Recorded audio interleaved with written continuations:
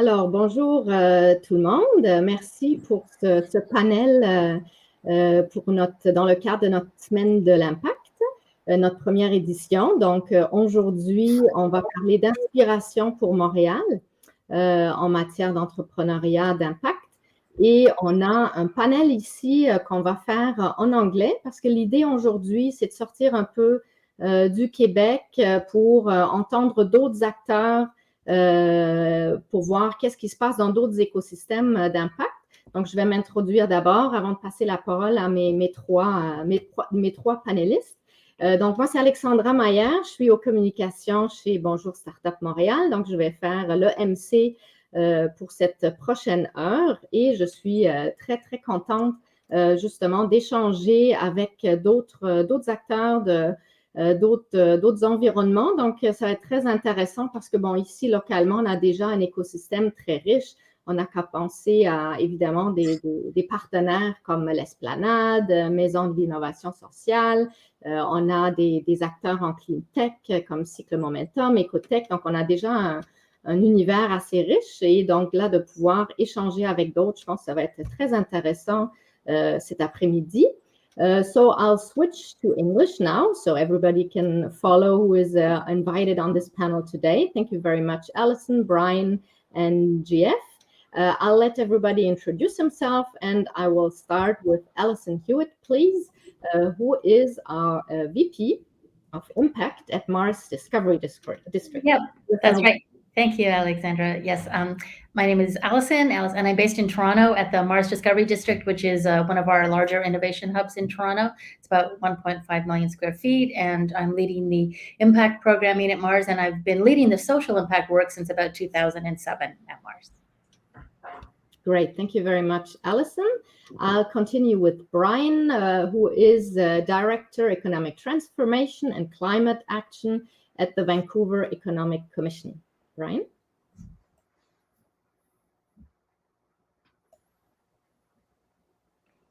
Hi, everyone. I'm with the City of Vancouver's Economic Development team and speaking to you from the traditional territories of the Coast Salish peoples, the Musqueam, Tsleil-Waututh, and Squamish peoples. And we've been working on economic transformation here for many years and looking forward to sharing some of our stories with you. Thank you very much, Bryan. So I'll now hand it over to Jean-François Gauthier, CEO and co-founder of Startup Genome, who will also start us off with a presentation with some references of ecosystems, impact ecosystems from abroad. I think mainly in Europe, but maybe other areas as well. So I will let you introduce, and you have about 10 minutes then to talk about this to everybody. And then we'll bring back Allyson and Bryan for a discussion on what we just heard and take it from there. So GF, over to you. Merci, thank you. Jean-François Gauthier, je suis un entrepreneur en série de Silicon Valley, mais vraiment, je viens du Québec. Je suis québécois avec Montréal, Gatineau, Toronto, mais je viens de Jonquière. Et malgré ça, ça fait 27 ans que je suis aux États-Unis, 25 ans à Silicon Valley, alors je vais parler en anglais, c'est plus facile pour moi. Et aussi, nos autres invités parlent mieux anglais. Alors, mon parcours a été vraiment de quelqu'un qui ne s'attendait pas d'être entrepreneur, qui a commencé en innovation corporative à Silicon Valley et qui a été engagé. J'ai été engagé par un start-up, en fait, de Montréal, qui est un de mes clients. Et depuis ce temps-là, j'ai toujours été un entrepreneur, un fondateur de start-up ou le premier exécutif dans un start-up. Connu 2 sorties, 2 échecs misérables. Et après notre dernière sortie, on a décidé and now I'll switch to English, decided to give back and help other ecosystems in the rest of the world really learn from what we had learned. We had created the first big research in the world with Steve Blank and Stanford University, Chuck Easley, and Ron Berman, who's now at Wharton, to quantify a data-driven approach. Now everybody talks about data, but we're the first and the only who've ever done a global research of success factors at the startup level and at the ecosystem level.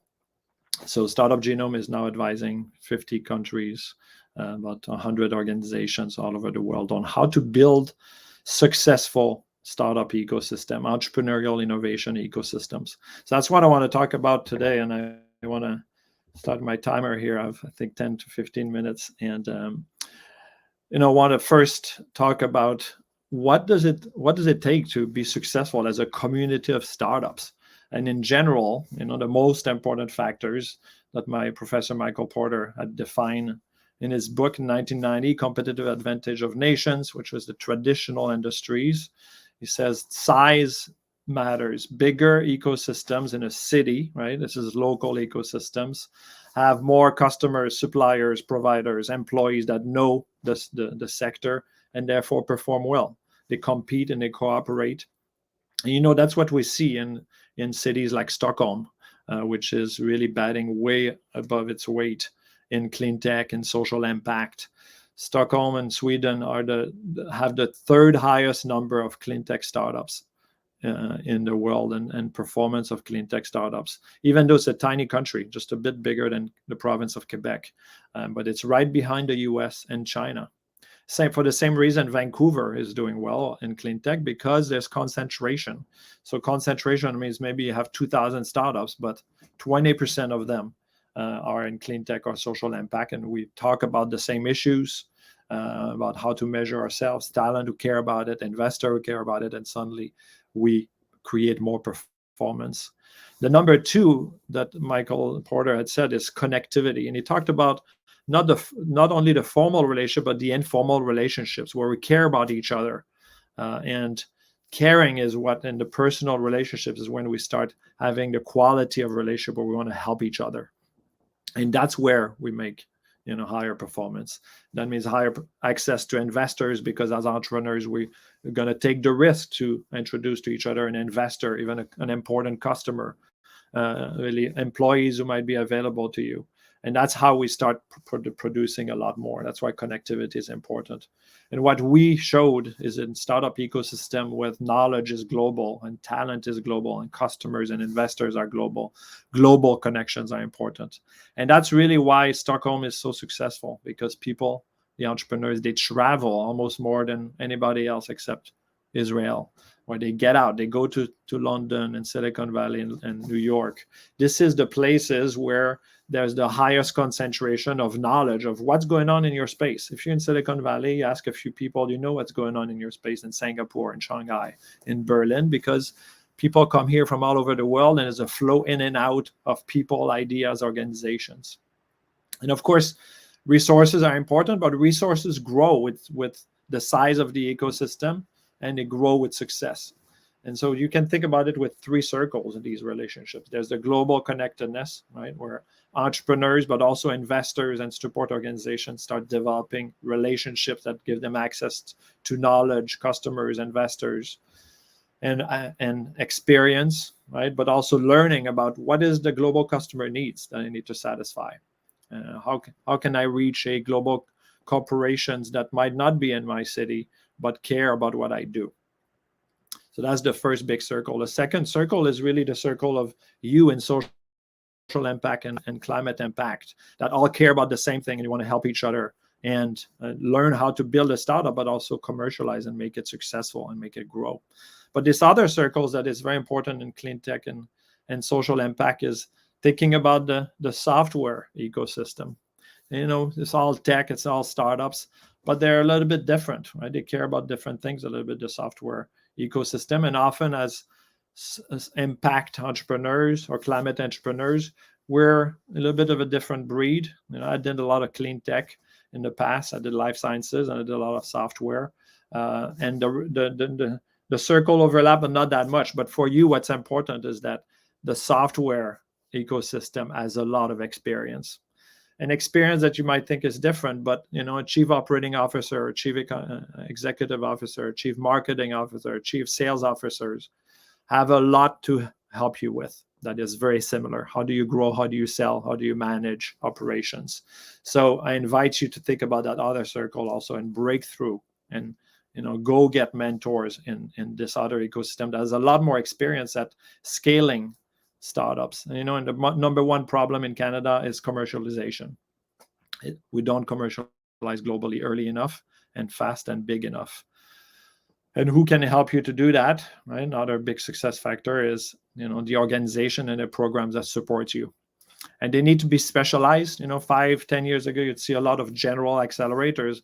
That's not the right model anymore. And that's the success of, again, Stockholm, Helsinki, Vancouver having, like Foresight, for instance, as very specialized program and specialized organizations that focus on one subsector and know how does it work, what are the customer needs, who are the right lead customers, who are the right investors, so that they can help you not only with build a startup, but help you commercialize.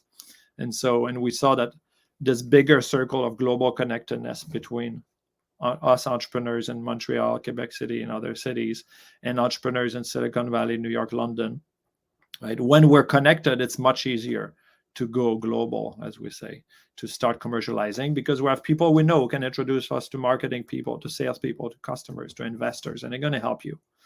On the social side, of course, it's about the business model. How do you, really make your startup successful? How do you prove that you're having an impact? What does it mean? And who's ready to give you resources for it? Financials, people.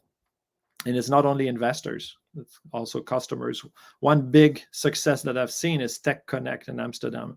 It's Ruben Nieuwenhuis, who was one of the leaders of Startup Amsterdam. And after a big exit, joined Startup Amsterdam to grow the ecosystem, but started really caring about seeing people having so much problem and making money, and more disparity between the tech and the rest of the society, and decided to roll up his sleeve and do something about it, and creating an upskilling and reskilling organization that take people who have no relevant degrees and trains them so they can get a job for a tech company, whether in customer service or in coding or in marketing, customer support, with 83% placement rate. But this key to success, I was talking about, commercializing, there's a problem, right? Scale up gap. In the social impact is the equivalent of that. It's not about going global in social impact necessarily, right? But how do you have a business model that works? And for him, coming from tech and caring about the numbers, and for you, right, probably bring a co-founder or the first executive who comes from tech, who says, okay, we need to care about what the customer cares, and we need to care about the numbers. Is it scalable? That's basically what Elon Musk brought to Tesla, right? How do we make a model that actually going to work in the numbers and can scale? And what Ruben did is he went to booking.com, AWS, also Amazon, and Salesforce. Benioff cares. And they decided to give him. He says, "Can you give me money, a few $1 million each, and then every time I train someone and I give it to you, we deduct 4,000 euros from my debt." So that's how he funded himself, right? Social impact. The numbers matter. He could not have done it because you cannot raise money for VCs, raise $5-10 million for, upskilling and reskilling. And the governments, they're not very good at experimentation. In Sweden more, but they'll give you some money, but they're not going to fund the whole thing. So therefore, for you, it's important. And that's this other circle of like bringing the business model expertise and that the software tech ecosystem has. So then also for these startup support organizations, it's about helping you, right, with people who have enough experience to help you shape this business model, but also help you with a global network. For clean tech startups and impact startups, it's really hard to get out of your local network because the markets are very fragmented. In software, I can go, a startup from Montreal in tech can go to San Francisco, New York, London, and pretty much meet any customer in the whole world that wants to buy software, right? All the large corporations are there. So that makes it very easy. But in clean tech, you need to, you cut across 5 sectors. You have the utilities, and you have the new materials, and the food, and the agriculture, and the construction, and all big sectors with dozens of industries. So lots of fragmentation. And then on top of that, right? It's often segmented, fragmented nationally. So it's very hard to surmount problem on the commercialization side, and you get there after investing much longer and much more money into developing your products, so that you start with a very disadvantage on a unit cost basis. You don't have economies of scales, and your competing products are traditional products that have huge volume and decades of experience, so they're super cheap. So you need help from these startup organizations to help you, raise the right money and scale, so that you can solve all those problems, but have a global network where they can bring you to those markets that matter in clean tech in your sector, and find lead customers and investors and experts that can help you.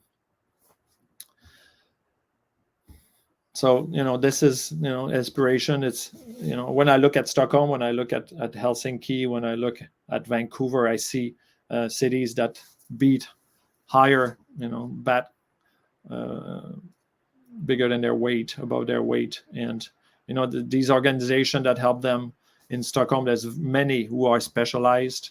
There's also accelerators in the US and a little bit all over the world that do that, like Mass Challenge, right? So having this mission to have social impact, learning how do we measure impact, how do we raise money in that system, and for climate as well, is very important. And that's what the success is of Stockholm, is concentration. A lot of people care about it on the investor, government, startup support, entrepreneur and talent side, so it's successful. Thank you, Alexandra. Maybe I can take a few questions, or we can. Yeah, thanks. So I think we could all come on stage again. Milian, in the background, if you can put us all on the panel so we can react. Thank you so much. Yeah, thanks, Jeff. That was very interesting. I took many notes, but I would maybe see if Allyson, Bryan, just from what you heard, if you have some immediate reactions. Maybe Allyson, do you have any? Yeah, I mean, I think it's all incredibly interesting. I think there are, I don't know, every entrepreneur is an entrepreneur for a reason, but with those that are able to ask for help from others, I think are those that are really best positioned to do this. And I think we're seeing a growing trend to entrepreneurs who not only want to make money, but want to make a social impact, want to tackle some of the big challenges of our time, from climate change to issues related to social justice. It's huge. And so there's a lot of work happening in that space. I would say at Mars, the kind of things that we do is link people to much needed talent, to capital, to advisors, and to even impact investment. So this is really a new form of investing that targets people who want to invest both for social and environmental impact, as well as for a straight financial return. So I think there's lots of help and opportunities out there in this new space, and I'm hoping people will take advantage of it. I was also curious, Jeff, and maybe Bryan. Jeff mentioned also Vancouver's ecosystem. You were saying that you really need to have more specialized organizations, whether just generalist. Have you seen that happening in Vancouver in your own ecosystem? Yeah, I mean, we have a plethora of climate-related NGOs. We call them NGOs, environmental NGOs, and other not-for-profits. And, we feel out here, because of our environmental ethos and our culture and our, deep appreciation for the environment on the West Coast, we may actually have a 10, 20, 30-year head start. And we call that our unfair competitive advantage.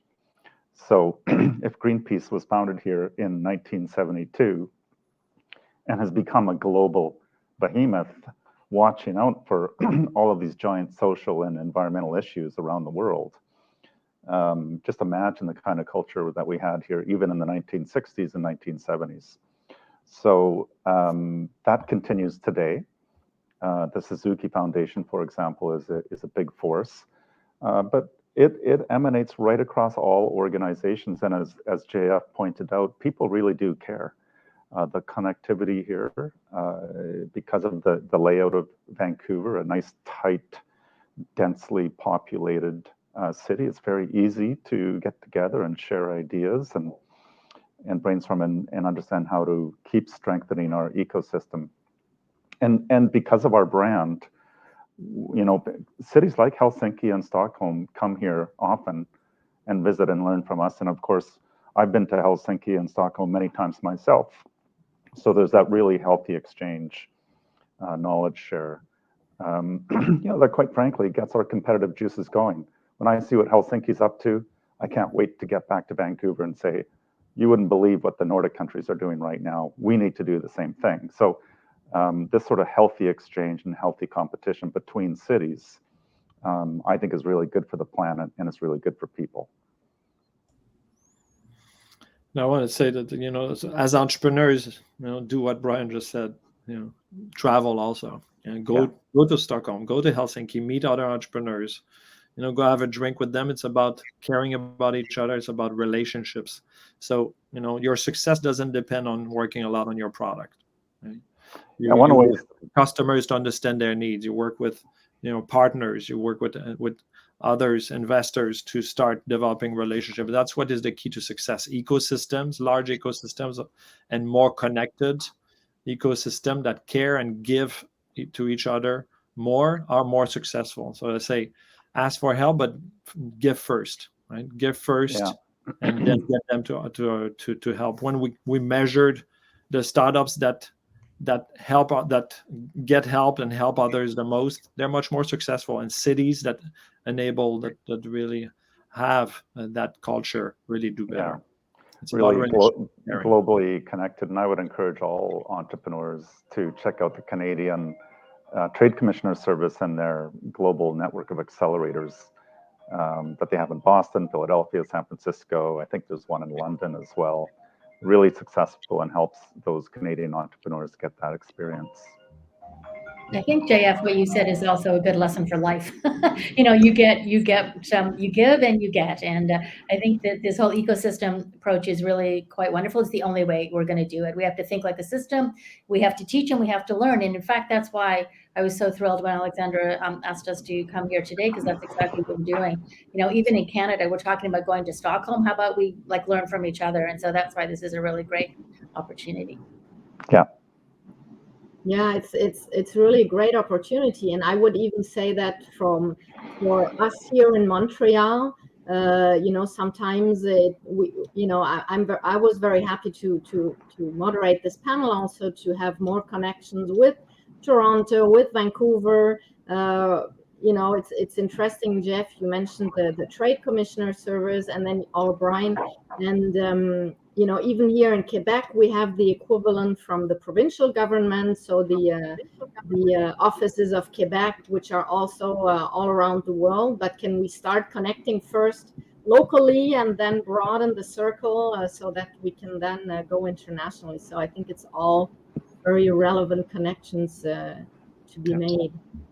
And also just local connections, right? Care about helping startups in Montreal, next to you in Quebec City, and ask for help, when's the right time, and get out of your network just of entrepreneurs, right? Start having an informal relationship with investors, with experts, with customers.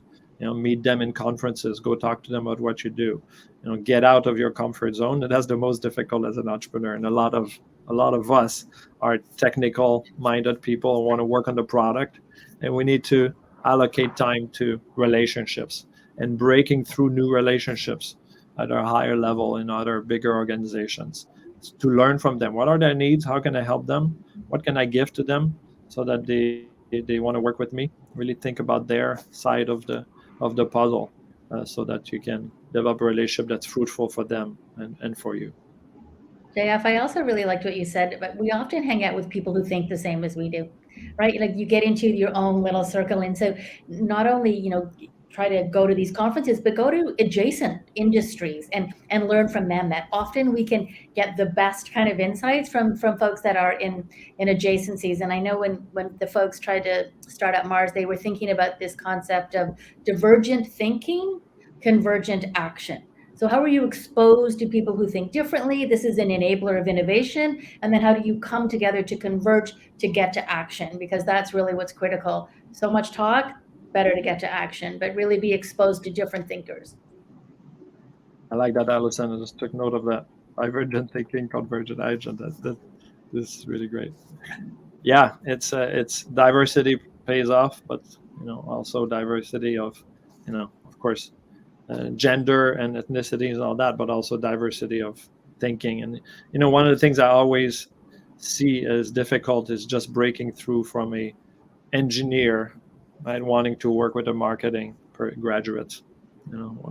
As I came here, and some of my friends were great engineers, they always talked so negatively about the marketing people. They were not smart, they were not good, and that's a big problem, and we have to fight together against that. We develop relationship between the soft skills people and the technical skills people. And when we did our research in 2011, we saw that the startups that have a technical founder do a lot better getting to seed. They get to seed at a higher rate. But those that have a business person, a social, or someone with soft skills, also in the funding team, do a lot better once they start growing. They grow faster and they reach Series A and Series B at a higher rate. That means ambidextrous skills, and it plays to the climate, the clean tech, the deep tech era, where you need people with technical skills from different types of technical skills, not just software anymore. And then you need also always the soft skills, the person who wants to work on growth and on sales and all that. And so this is another form of breaking out of your immediate network and working with people who know different things, think differently, right? The divergent thinking, so that you start having breadth. And when we did the psychometrics research about 2 years ago, it was very difficult. The startup founders got there and they said, "This is a psychological test. I didn't know you were going to ask me those questions." But we got through it, and it was important. And when we saw that the deep tech startups have much more people that are focused on depth instead of breadth. And as a founder, you need to think about finance, you need to think about recruiting, you need to talk about sales, and you need to stop spending a lot of time in your comfort zone, which is usually the product, the technical issues, a great product.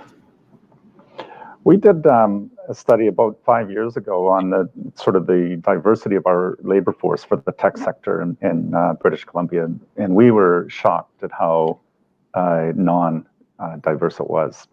And so since then, the province has put in some significant money, and we've partnered with the HR Tech Group and working on what we call a diversity and inclusion initiative for the tech sector, to really work at diversifying the labor force, which is going to solve a lot of problems, right? First of all, creativity and innovation, of course, but also in terms of the really tight labor market, as more and more people will be feeling more included and more welcome to work in that sector, as they currently may not have used to. I mean, back 5 years ago, only 17% of the workforce was female in the tech sector. And of course, many other underrepresented groups, the percentage compared to population was even worse. So some tremendous work has been done over just the last couple of years to change that. And no accident, our tech sector here is thriving. It continues to do really well, and we hope it pays off as it becomes more diverse in terms of the people that are represented in these companies. Yeah, it's critical. We have one of my former colleagues started Black Professionals in Technology Network, right? There's Black North, there's Indigenous programming. If we're thinking about the markets, our markets are not people that look exactly like us. And so this is just critical from an enlightened self-interest point of view, as well as being the absolute right thing to do. It'll make all of us better. And I think that's what's really important. JF, I think about school a lot. We had all these different, like the social science people or the science people, and they didn't know each other. They didn't intermix. And you guys are too linear thinking, you're too artsy. But together, we're so much stronger. And so creating opportunities all the way from schools to the workplace where people can intermingle, it makes so much sense to me. And Canada's got an opportunity to lead there. Like, we really can make a huge impact as a nation if we figure this out. Yeah. Very interesting. So, JF, I think you have to run to actually catch a plane. Lucky you.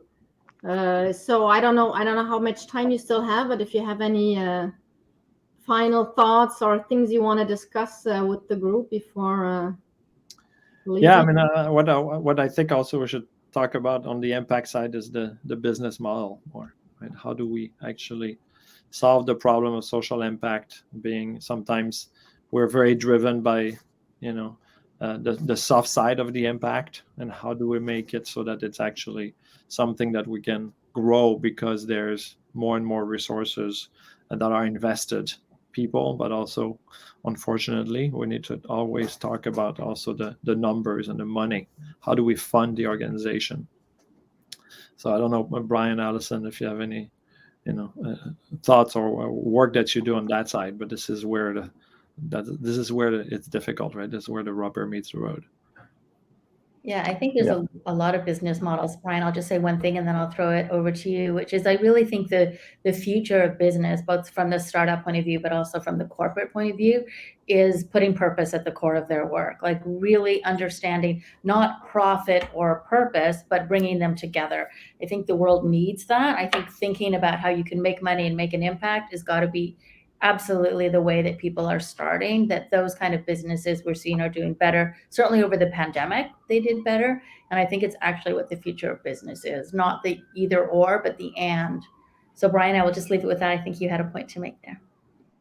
Yeah, I was going to give you a really specific example where we didn't know what the business model was going to be. What we knew was the vision. We knew what the intended outcome was. And in this example, it was all about decarbonizing the shipping industry or the maritime sector out here on the West Coast.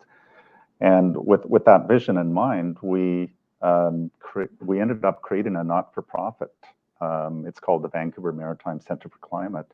And the support that we've gotten from the industry and the business community, both local and global, like some big companies have signed up for this, has been tremendous.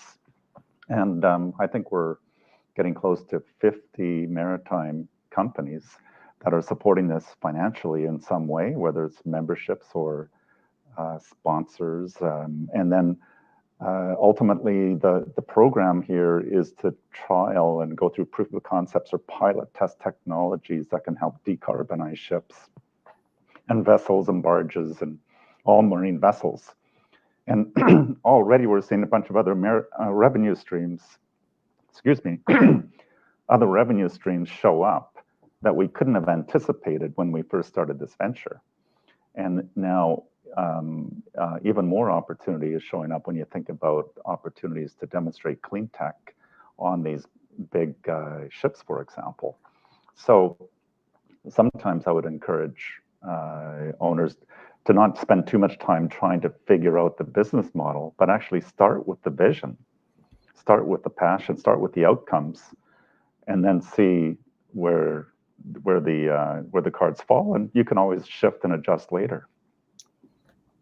Yeah, and understand what do they care about, right? On the social and the clean tech side, it's about, brand is money for these companies, right? Reputation, that they're actually investing in the right place. They care about other things as just profits, and so that they can do more recruiting, because the new generation especially is very conscious of those social and climate issues, and don't want to work with the traditional companies that don't show that they care in action. And so working with you translates into, and if you help them also market it, right? PR, broaden the message.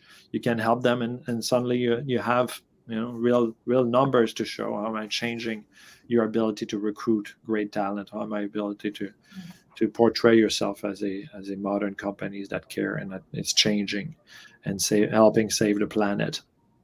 Yeah, so the planet needs a little bit of saving, as we're hearing from COP, right, and many others. And when I started in 2007, people, one of the first questions they asked is, should I incorporate as a nonprofit or a for-profit?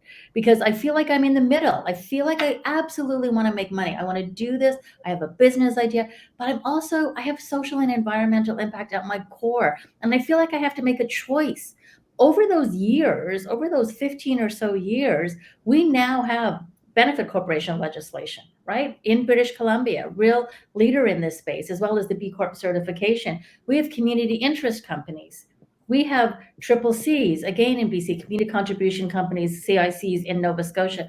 There's now new corporate structures that actually enable you clearly to live and work your values. It's right in the incorporation status. That's completely different from when I started because there was a demand for it. And I would say, JF, what I'm seeing in the business for purpose space is 4 key things: talent attraction and retention, new customer acquisition and loyalty, access to new forms of capital, impact investing. That market is going through the roof. It's doubling and tripling constantly. And finally, it's an enabler of innovation. If you can look at your products and services through a social or environmental impact lens, it will lead you to new opportunities that you wouldn't see if you just think about the single bottom line. So I think this kind of business case, I wrote about this, speaking of Stanford, it's in the Stanford Social Innovation Review, to try to make it simple and accessible. Because sometimes we get too academic and we get lost in this, but making it like a simple business case, people go, oh yeah, I do have these young people saying, I want to work for a mission-driven organization, and they hear it from their customers. So making it simple and accessible, I think, is part of the work that folks like us have to do. Yeah, I think the B Corp and the CCC movement out here on the West Coast has had some dramatic impacts on our business community and our ecosystem. And we just did a survey in 2020, actually, and I'll just read you some statistics here. The number of Vancouver businesses that are engaged in greening up their operations has quadrupled since 2011. And almost 30% of our small businesses inside city limits offer a product or service that preserves or restores the environment. And I think that's just simply astonishing. And 15% of our companies now have a formal public commitment to environmental action. And I believe that's really growing rapidly. And more than half of Vancouver businesses now apply a social or environmental criteria in all of their purchasing practices. So it just goes on and on. I've got other data I can share as well, but that is dramatically different than 10, 20 years ago. So a real reflection of how values have come into the business community. Even if they're not changing their business models, they're applying this lens, environmental and social lens. Can you just maybe for the benefit of our folks here, and I include myself, CCC, what does it stand for? Community Contribution Corporation. Yeah. Right. It's a corporate form, Alex. So Alexandra, in the UK, they were sort of leading in this space. They had something they called it a KIC, a community interest company. And we did a speaking of tours, and back to the point my colleagues were making earlier.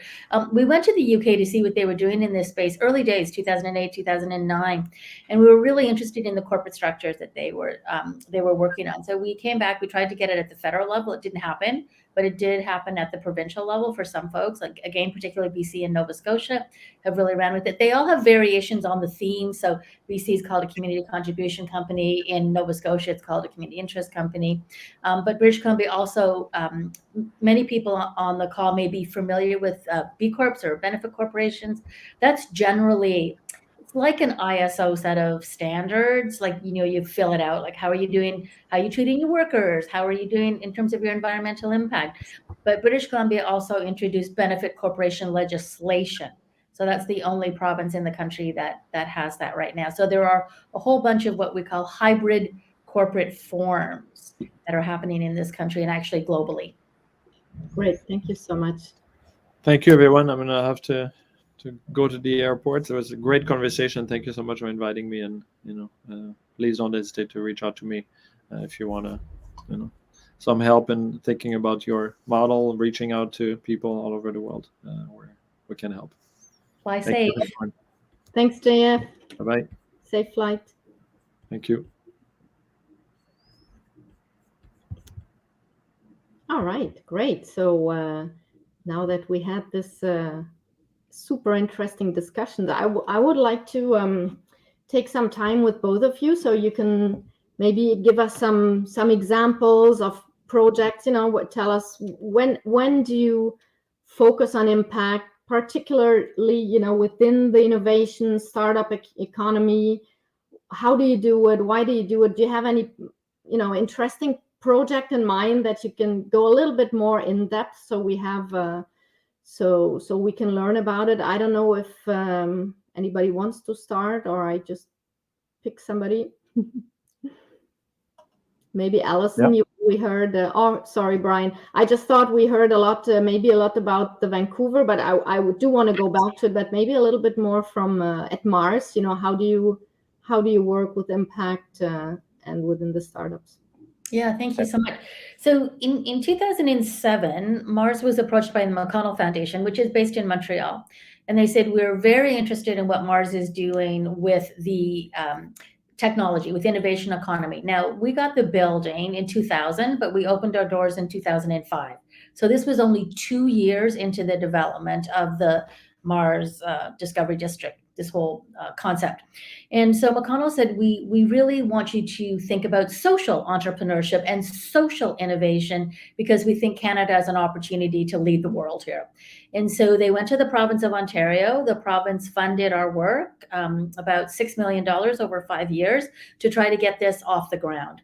And so every entrepreneur that came into Mars was exposed to the opportunity to think about how they're making a social impact. And we serve about 1,400 active ventures at any given time, mostly in the health, clean tech, fintech, enterprise space, so mostly software. And it's evolved, but really right now we're focusing a lot on clean tech and health for obvious reasons. So we've been very interested and very involved in trying to give startups the opportunity to think about their particular impact. We have a program today called Momentum. It is for ventures positioned to make 100 million or more in revenue. So these are the biggest high growth companies that we have. And we asked them, for example, are any of them working on one of the sustainable development goals? 100%. Every one of them are working on the sustainable development goals, because it just makes sense. It's where the client needs are. It's thinking about that. So we have a lot of programs over the years. We've developed one called SIG, or Social Innovation Generation. It was a 10-year initiative to develop a culture of social innovation in Canada. And we did many things, including working with the federal government to set up a social innovation and social finance strategy for this country. It resulted in an $805 million allocation to a social finance fund. So lots of work at the political level, at the academic level, with startups, with nonprofits, and with corporates, because at the core of all of this, we believe startups and legacy businesses and nonprofits and academics, everyone has to come together to solve our biggest challenge. No one can do it alone. So it's really been an ecosystem building approach. And there's lots of examples, but I want to throw it over to Bryan and hear a little bit more about the Vancouver stuff, but happy to answer any specific questions. Great, thanks, Allyson. I mean, I think in the context of the practice or the profession of economic development, I mean, you can get certified in this stuff, right? And there is a professional association, and you go to these annual conferences, and it's very much meat and potatoes, almost real estate development type stuff. And that's what we used to do. But times have changed dramatically, and we're very fortunate to be so progressive in our thinking. And some time ago now, we really did shift to think about these things holistically. And we don't talk about economic development anymore. We talk about transformation, economic transformation. Given what we see in front of us, given what we see in 2030 and 2035, we need to have that lens now. We must be thinking transformation and systems-wide change for the better. It doesn't need to be scary. It can actually be really exciting. So all of the programs, initiatives, and considerations that we do in our work today, it has to go through that lens of, what's the social impact or the environmental impact or the business models. It's really issues-based economic development now, and it must be focused on a really big problem. It's not about the next social media app, that's for sure. So let me give you an example of a specific program. It's called Project Greenlight. This would be particularly exciting to innovators and startups in Montreal. And the idea here is we've brought together all of our institutional infrastructure owners and asset owners. So think about the Transportation Authority in Vancouver, it's TransLink, and the city, municipal assets and municipal infrastructure, utilities like BC Hydro or Fortis, of course, the airport or the port, lots of big infrastructure owners here, as there are in Montreal as well. And what we've been able to do is develop a program to allow innovators access to these assets and for the purposes of doing pilot tests, going through that proof of concept. So it's beyond the accelerator stage, beyond the incubator. You already have some kind of product or solution, and now it's time to scale, but you're looking for these sort of landmark projects to really get that high profile and test it and demonstrate to potential buyers that this works.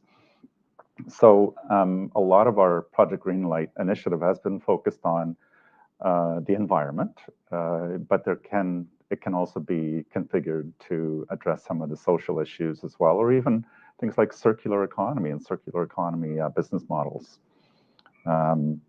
So that has become incredibly popular. Every time we put out a challenge, we get about 30 or 40 applications, of which usually one or two would win and get the opportunity to pilot test. So for example, our neighborhood energy utility here right in downtown Vancouver is hoping to become 100% renewable energy before 2030.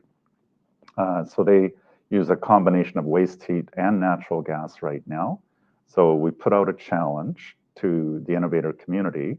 We received probably 30 applications, and we've just last week awarded to one startup the opportunity to try something out. So we'll be able to report back on that in 2022, see how it goes, and hopefully this will be a catalyst for that organization to scale and actually take their solution to other neighborhood utilities right around the world. So super exciting, but also addresses a critical issue that we're all facing as it relates to climate.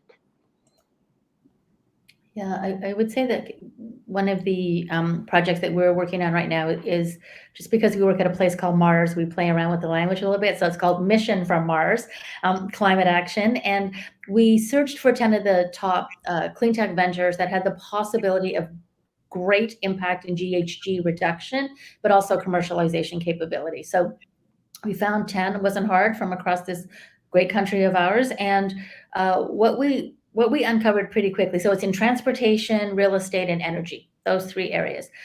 The problem that they're having more than anything is the adoption of their technologies. Like once you get to a certain stage, right past this seed stage that Bryan was talking about, it's the adoption of the technology. So we've now wrapped an adoption coalition around each of those 10 ventures. So there's an adoption coalition in the transportation space, in the energy space, and in the real estate space. And it's incredibly interesting because they've worked with these ventures since for several years now, like off and on. And right now, with this intense program, they're going to be ready to adopt their innovations whenever it's time for them to do that. So I think we also have to think about this entire spectrum from ideation all the way through to scaling for sure, and then address the big barriers, and adoption is certainly one of them.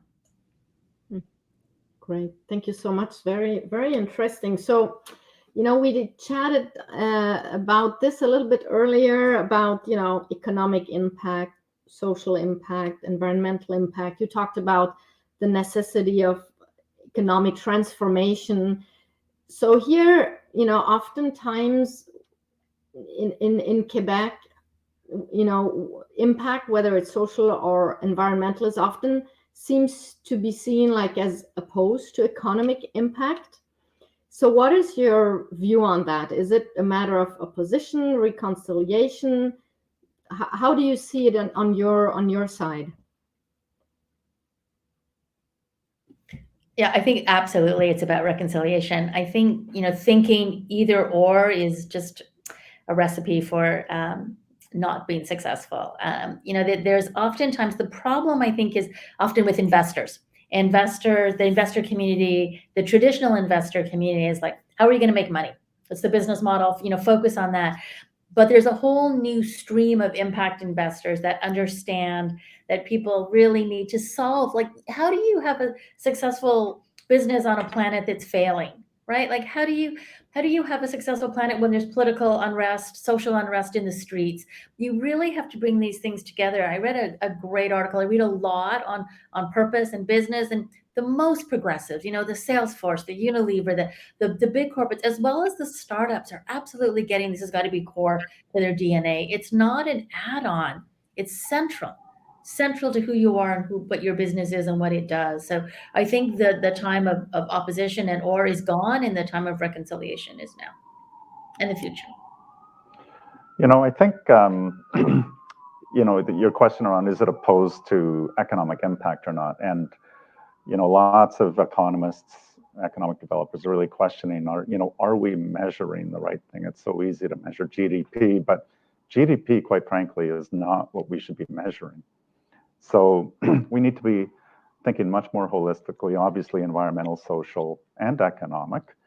And one of my favorite books of late has been, Donut Economics, that vision of humanity thriving, but within planetary boundaries. And so we're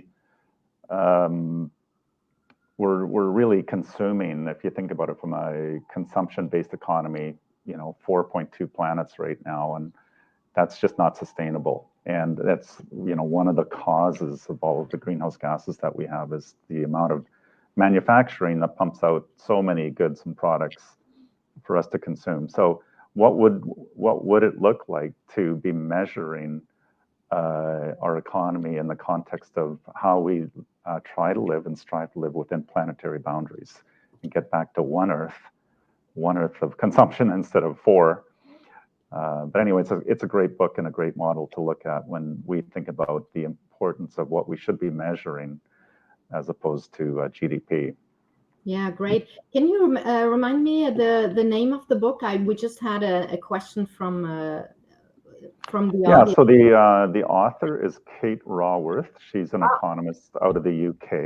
Allyson, thank you so much. Okay, Allyson just posted the link. Wonderful. Oh, yeah, okay. To Kate, yeah, she's amazing. And the other thing that Vancouver is doing, Bryan, is you've just made an arrangement with Mariana Mazzucato, who's also quite brilliant, and is also someone else that I would recommend our audience think about. And she is really thinking about mission-led innovation and doing some fantastic work, bringing all the sectors together as well. Would you agree with that? Yeah, so I've had an opportunity to listen to Marianne when she was out here in British Columbia, and she's a dynamo, and the mission economy speaks so well to purpose-driven businesses or the purpose-driven economy. So it is a really good match for what we're trying to do here. So I'm looking forward to working closer with her and the province as we roll out the new economic plan. And that's for the province, and we'll be following shortly with our own economic plan in the next couple of years that will be quite nicely aligned to Marianne's work. Yeah, and I think that's certainly one of the themes, right, Alexandra? Like, what can we learn globally? How do we look out and find the best that's happening? And often people think if it's not developed at home, it's not going to work here, but it will. We just have to own it in our own way and make it relevant for our constituency. And I wanted to give an example that I thought might be helpful for some of the startups earlier on. I was working with a client called Bitstrips, and they had developed a new way of doing animation. And they were fantastic. And it was like creating avatars. It was a long time ago, but very cool technology. And of course, They're thinking, who's going to acquire me? Is it Disney or Pixar? It's big dreams, big dreams.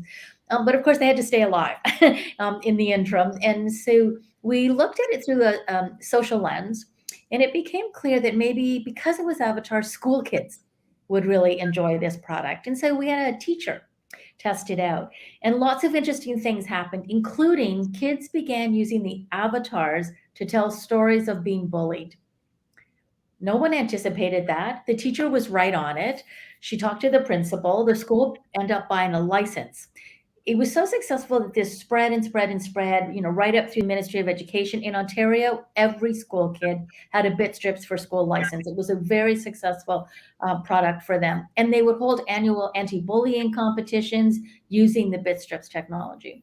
So I think it was 2016, they were purchased by Snapchat for $100 million. It kept them going, it kept them alive, because they were able to look at their venture from a social or environmental impact lens. In this case, social, we found new opportunities that no one could anticipate. So I made that point earlier, but I want to come back to it for our startups in the group, because it is incredibly helpful to think not either or, but to think and. That's really the future, in my opinion. Yeah, that's a great story. I absolutely love it. So we have only, I think, about 5 minutes left. So if anybody from the public has some questions, please don't hesitate to put them in the chat. I still have so many, I could just go on like this, but maybe a last question, and we can conclude with that. Exactly talking about, once again, the reconciliation. And so what would be your advice for startups, that want to integrate impact within their business model? Where do they start? What to look for? Where are the challenges? What do they need to avoid? I would love to hear you about this. So, Bryan, maybe start us off.